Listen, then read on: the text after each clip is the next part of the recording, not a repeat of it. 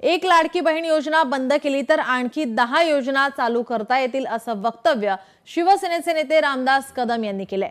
रामदास कदम यांच्या वक्तव्यानंतर आता चर्चांना उधाण आलं। एकनाथ शिंदे यांच्या शिवसेनेचे नेते रामदास कदम यांनी एक लाडकी बहीण योजना बंद केली तर आणखी 10 योजना चालू करता येतील की असे म्हटले आहे। कदम यांच्या या वक्तव्यामुळे राज्यातील राजकारण तापण्याची शक्यता आहे। लाडकी बहीण योजना बंद केली तर आणखी 10 योजना पण चालू करता येतील की? सगळी सोंग करता येतात पण पैशाचं सोंग करता येत नाही ही याची उद्धव ठाकरेंना माहिती नाही। उद्धव ठाकरेंनी 2.5 वर्षामध्ये एकातरी आमदाराच्या लेटरपॅडवर सही केली आहे का? सही व तुला 5 कोटी दिले, 2 कोटी दिले, 5 लाख दिले, नाही ना। त्या उद्धव ठाकरेंना बोलण्याचा नैतिक अधिकारच नाही हो, काही अधिकार नाही। लाडकी बहीण योजना बंद होणार अशी चर्चा सुरू असताना आता शिवसेनेचे नेते रामदास कदम यांच्या वक्तव्यानंतर आता चर्चांना उधाण येते। एक लाडकी बहीण योजना बंद केली तर आणखी 10 योजना चालू करता येतील असं मोठं वक्तव्य शिवसेनेचे नेते रामदास कदम यांनी केलेलं आहे। त्यांच्या वक्तव्यानंतर आता चर्चांना उधाण आलेलं आहे, त्यामुळे आता राजकीय वातावरण या ठिकाणी तापण्याची शक्यता आहे। शिवसेनेचे नेते रामदास कदम यांनी एक लाडकी बहीण योजना बंद केली तर आणखी 10 योजना चालू करता येतील असं म्हटलंय, त्यामुळे आता कदम यांच्या या वक्तव्यामुळे राज्यातील राजकारण तापण्याची शक्यता आहे। विरोधक आधीच लाडकी बहीण योजना बंद होणार अपात्र ठरलेल्या बहिणींवरून आता विरोधक आक्रमक पाहायला मिळतात, टीका करताना पाहायला मिळतात। लाडकी बहीण योजना आता बंद होणार असं बोललं जात असताना आता शिवसेनेचे नेते रामदास कदम यांच्या वक्तव्यानंतर आता राजकारण तापण्याची शक्यता आहे। रामदास कदम यांचं वक्तव्य एक लाडकी बहीण योजना बंद केली तर आणखी 10 योजना चालू करता येतील असं मोठं वक्तव्य त्यांनी केलंय। शिवसेना उद्धव बाळासाहेब ठाकरे गटाच्या उपनेत्या सुषमा अंधारेताई आपल्यासोबत फोन लाईनवरून जोडलेल्या आहेत। सुषमाताई, लाडकी बहीण योजना बंद होणार अशी चर्चा होत असताना आता रामदास कदम यांचं हे वक्तव्य समोर येते। एक लाडकी बहीण योजना बंद केली तर आणखी 10 योजना चालू करता येतील असं त्यांनी म्हटलंय। भारतीय जनता पार्टीची जी सवय आहे किंवा काम करण्याची जी पद्धत आहे ती यूज अँड थ्रो, अर्थात गरज सरो वैद्य मरो अशी पद्धत आहे। आणि अशा भारतीय जनता पार्टीच्या वळचणीला सध्या शिंदे गट गेलेला आहे। त्यामुळे ढवळ्या शेजारी पवळ्या बांधला आणि वान नाही पण गुण लागला अशी अवस्था शिंदे गटातल्या लोकांची झालेली आहे की भाजपाचे जे वापरा आणि फेकून द्याचे गुण आहेत ते गुण या लोकांना चिकटलेत। त्यामुळे निवडणुकीच्या काळात ज्या लाडक्या बहिणींची मतं घेतली आणि मतांच्यासाठी लाडक्या बहिणींना 1500 रुपयांचं आमिष दाखवलं, 1500 वरून 2100चं आमिष दाखवलं, आता त्या बहिणी त्यांना अचानक दोडक्या वाटायला लागल्या। अचानक त्या सगळ्या बहिणींच्या त्यांना सवलती खूप जास्त झाल्यात, निकष चुकलेत असं वाटायला लागले। परंतु रामदास कदम सारख्या लोकांनी लक्षात ठेवलं पाहिजे की तुम्ही एका वेळी एका माणसाला मूर्ख बनवू शकाल, तुम्ही अनेक वेळा मूर्खात नाही काढू शकत। एक निवडणूक एका जत्रेने देव म्हातारा होत नाही। एका निवडणुकीत त्यांनी हे केलं असेल, परंतु पुढच्या निवडणुकीत याच लाडक्या बहिणी त्यांना जागा दाखवतील। जी आपण पाहतो या ठिकाणी आता लाडक्या बहिणी योजनेवरून आता निकष काढण्यात येत आहेत, अपात्र ठरवण्यात येतात। मोठ्या संख्येने आता संख्या ही कमी होताना पाहायला मिळते। ताई, हे असे काटछाट करून ती संख्या प्रचंड निम्म्यापेक्षा अधिक कमी करून टाकतील आणि नावाला योजना ठेवतील। या सगळ्यांमध्ये त्यांनी आनंदाचा शिधासारखी योजना ही बंद करून टाकलेली आहे। पोषण आहाराच्या बऱ्याचशा योजना बंद केल्या आहेत। सगळ्यात महत्वाचं की ज्या वंदनीय बाळासाहेबांचे नाव घेत ही लोक गेली होती आणि आम्ही बाळासाहेबांचा विचार चालवतो असं म्हणत होते, त्या बाळासाहेबांनी माझ्या महाराष्ट्रातला प्रत्येक माणूस 10 रुपयात त्याला भाजी भाकरी का होईना खायला मिळालं पाहिजे असं म्हणून शिवभोजन थाळी सुरू केली होती। ती शिवभोजन थाळी सुद्धा बंद करण्याची तयारी या लोकांची चालली आहे। यावरनं स्पष्ट दिसतं की हे राज्य चालवण्यासाठी अजिबात लायक लोक नाहीत। जी, धन्यवाद सुषमाताई आपण दिलेल्या प्रतिक्रियेसाठी।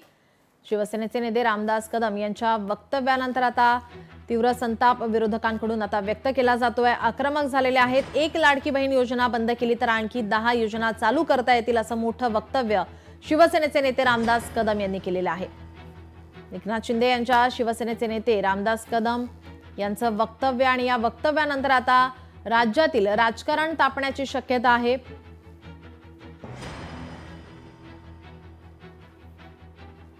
यावर रोहित पवार यांची प्रतिक्रिया समोर आली, आपण ऐकूयात. कदम साहेबांना हंतरून आता बरं आत्ताच दिसतंय. इलेक्शनच्या काळामध्ये त्यांना हंतरून दिसलं नाही आणि फक्त मीडियावर बोलण्यापेक्षा मला असं वाटतं की मुख्यमंत्र्यांकडे जावं, त्यांनी दोन्ही उपमुख्यमंत्र्यांकडे जावं आणि याच्यावर कुठेतरी बोलावं. इलेक्शनच्या काळामध्ये तुम्ही लाडक्या बहिणींचा उपयोग हा फक्त मतदानापुरता केला आणि मतदान झाल्यानंतर तुम्ही सर्वसामान्यांना विसरून गेला आणि आत्ता तुम्ही अशा पद्धतीचे स्टेटमेंट करत असाल, हे कितपत योग्य असं मला वाटतं. आपल्यासोबत भाजपा नेते सुधीर मुनगंटीवार हे फोन लाईन वरून जोडलेले आहेत. सुधीर भाऊ, रामदास कदम यांचं वक्तव्य आणि या वक्तव्यावरून आता आपण पाहतोय की विरोधकांकडून टीका केली जाते. एक लाडकी बहीण योजना बंद केली तर आणखी 10 योजना चालू करता येतील असं त्यांनी म्हटलंय. नाही, ठीक आहे, त्यांचं व्यक्तिगत मत आहे. ते काही सरकारचं मत नाही, अर्थमंत्र्याचं मत नाही, राज्याच्या मुख्यमंत्र्यांचं मत नाही. दिगा शब्द केगा पूर्ण. आपण लाडक्या बहिणींच्या खात्यामध्ये जेव्हा पैसे टाकतो, 10 नव्हे 100 योजना सुरू केल्यानंतर जेवढा इम्पॅक्ट विषमता मुक्तीसाठी होणार नाही, तेवढा चांगला उपयोग या लाडक्या बहिणीच्या योजनेचा आहे.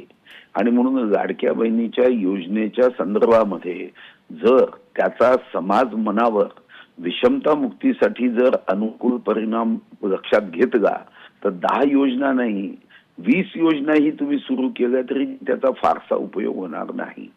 लाडक्या बहिणीच्या योजनेमध्ये जेव्हा 2,52,00,000 आमच्या बहिणींच्या खात्यामध्ये पैसे जात आहेत, तेव्हा स्वातंत्र्याच्या अमृत महोत्सवाचा पहिला बूंद आम्ही त्यांच्या घरापर्यंत पोहोचवू शकलो, हा त्याचा अर्थ आहे. आज देशामध्ये विश्वगौरव नरेंद्र मोदीजींनी 80 कोटी लोकांना मोफत धान्य दिलं. आता आपण घर देतोय, पण यासोबत आर्थिक स्वातंत्र्याची एक ज्योत पेटवण्याची आवश्यकता होती आणि ती ज्योत माननीय एकनाथ शिंदेजी, माननीय देवेंद्रजी, माननीय अजितदादांनी मागच्या सरकारमध्ये पेटवली. ती जी ज्योत आहे ती तशीच प्रज्वलित राहण्याची आवश्यकता आहे आणि त्या दृष्टीने मला वाटतं की 10 योजना सुरू करून त्याचा जितका सकारात्मक परिणाम होणार नाही, त्यापेक्षा जास्त या योजनेचा परिणाम आहे.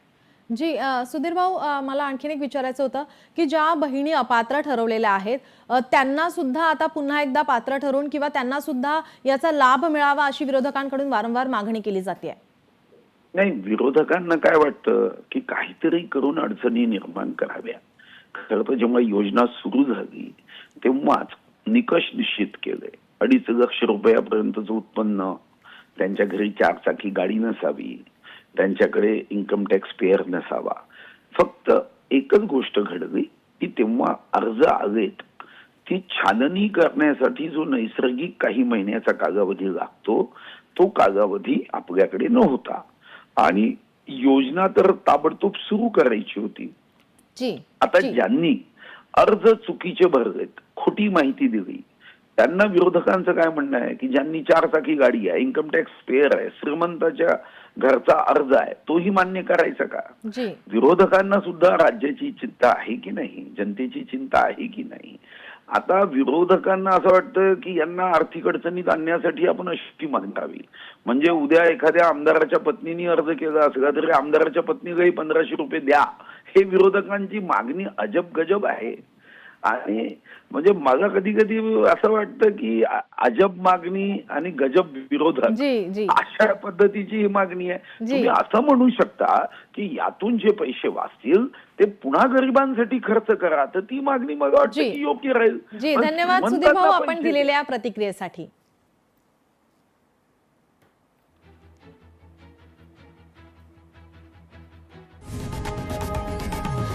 लोकशाही मराठी ऐका, पहा, जागरूक रहा.